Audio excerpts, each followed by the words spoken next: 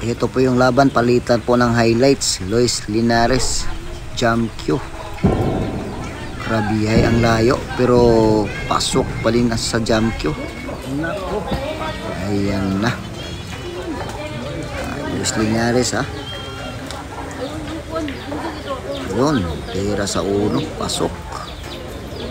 Medyo nakapo sa pwesto ng bola, kaya nasa isip. Ay, depensa. Ito, Pauline Paipa.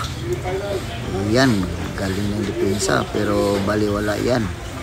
Dahil papakitaan po tayo ng highlights ng ating pambatang si Lois Linares.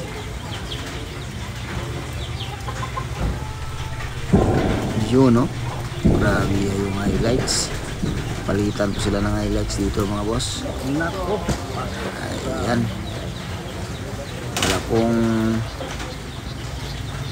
Walang kita yung 4, kaya sinadyang papahulugin yung 9 sa corner bucket, kaya nagka-foul 1 si Lois Linares. Yan, bulinhan po para kay Pauline Paipa from unit 4. Provincial meet po to mga boss, provincial meet. Girls 9 ball. Yan, ang galing din ni Pauline Paipa from unit 4. Yun. Eto, Tera City, 3 bola na lang po mga boss. Bitaw ni Pauline. Naku, umalog yung 7. Eto na, nasa botas na yung 7. Bitaw na naman ang ating pambatong si Lois Linares. Ay, umalog lang. Hindi napahulog yung 7. Yun, nagkapauluan po si Pauline. Scratch po yung pamato. Bulinan po para kay Lois Linares. 3 bola na lang. Tingnan natin kung mauubos ba ni Lois Linares itong 3 bola mga boss.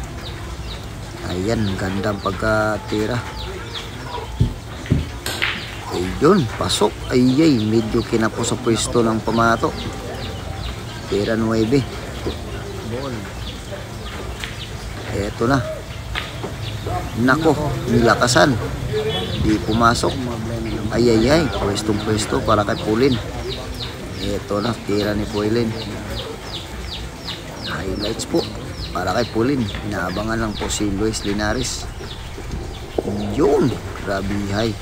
Gitna yung tama. Pasok. Nako, ang galing. Mga bitaw ng mga babaeng tirador.